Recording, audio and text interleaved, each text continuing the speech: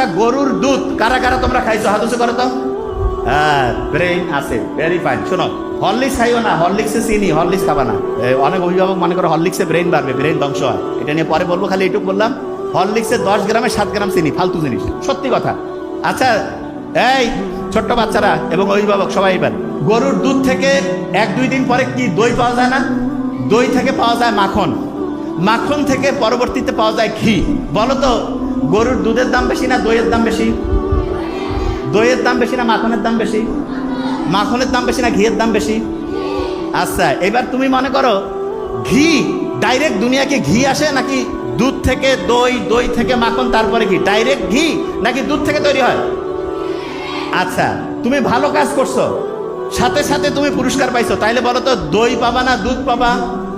গরুর দুধ পাইলা, একটু দেরিতে পাইছো, তাইলে কি গরুর দুধ থেকে কি পাবা? দই পাবা। আর একটু দেরিতে হইলে, সবচেয়ে দেরিতে ঘি। তাহলে সবাই ঘি খাইতে চাও না? এই কও না কেন? ব্রেইনের জন্য খুব উপকারী। ছোট্ট বাচ্চা যারা আছো, মা এবং অভিভাবকদেরকে বললো প্রত্যেকদিন একটু হইলেও ঘি খাওয়াবেন, ব্রেইন অ্যাক্টিভ হয়।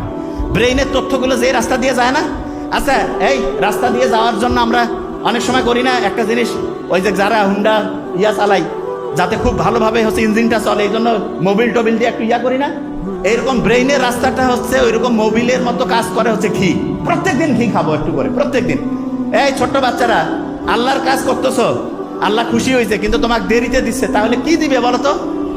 দেখছেন কি ব্রিলিয়ান্ট, কি দিবে? তাহলে যত দেরিতে তত কি পাবো? ঘি পাবো। কি পাবো? ঘি। আচ্ছা, ভালো কাজ করার পরে যদি দেরিতে পাই, তাহলে ভালো জিনিস পাবো না কম ভালো জিনিস পাবো? আচ্ছা, এবার শুনো, তুমি একটা খারাপ কিছু করতেছো, তোমার সাথে সাথে পানিশমেন্ট দিছে, শাস্তি দিছে, তাইলে একরকম। যদি অনেক দেরিতে পানিশমেন্ট দেয়, তাইলে ভালো না খারাপ? খারাপ।